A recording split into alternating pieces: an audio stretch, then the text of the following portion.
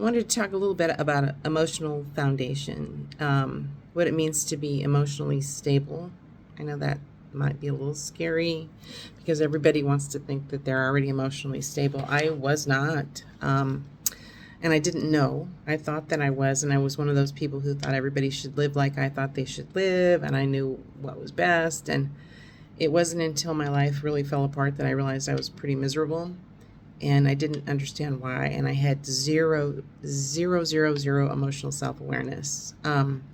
Then when I started doing all this work and I learned about emotional self-awareness, I got so happy I started sharing it. And people were so excited because a lot of people weren't talking about it. I've been doing this for a long time now. I got ahead of myself, and as I became a new coach about 6 years ago, I was just talking to people, and they would report back and go, "Oh my God, I quit my job," or "I'm getting a divorce," or went off my meds, and I was kind of freaked out because I didn't know people would just jump in. So this was just conversations. This wasn't even coaching. So I started thinking about this, and I've been writing books and building tools for emotional wellness. And I realized that most people don't even consider emotional wellness or emotional foundations as something that they think about on a daily basis. And the stability, because I see that we have this division, and I notice a lot of it seems to revolve around this instability with being able to understand and manage your own emotions. I took the time to write a journal. It's a step-by-step guide on how to get to a solid foundation, because if you're going to start working on your trauma and you're going to start unpacking your baggage, you need a foundation. You need a way to cope without using your avoidant coping techniques. You need people are asking all the time, how do I do this? How do I do that?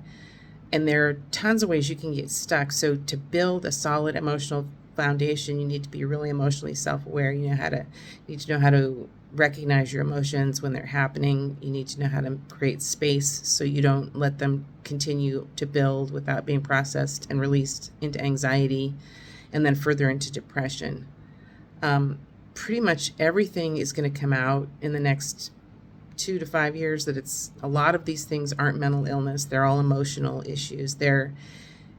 Anxiety is normal. We're not supposed to keep hanging on to it. We're supposed to process and release it. Depression, same thing. And don't go off your meds. I'm just telling you, if you can start looking into how to manage your emotions. The book I'm talking about that I wrote is called Unpacking Emotional Baggage, the journal. It's on Amazon. It's pretty inexpensive. It's a 52-week guide, and it talks about what we're doing now. So it's 4 seasons. It talks about how to build that foundation. Then it starts going into trauma and spiritual and things like that. But it's step by step. So if you don't need it, somebody you know might need it. I just wanted to put this out here. I think I've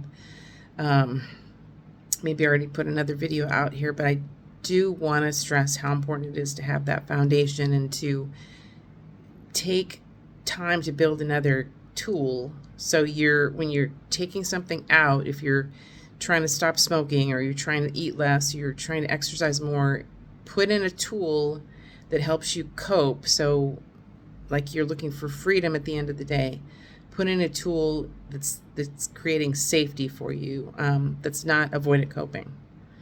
So that's also in the journal. So thank you for watching. All right, bye.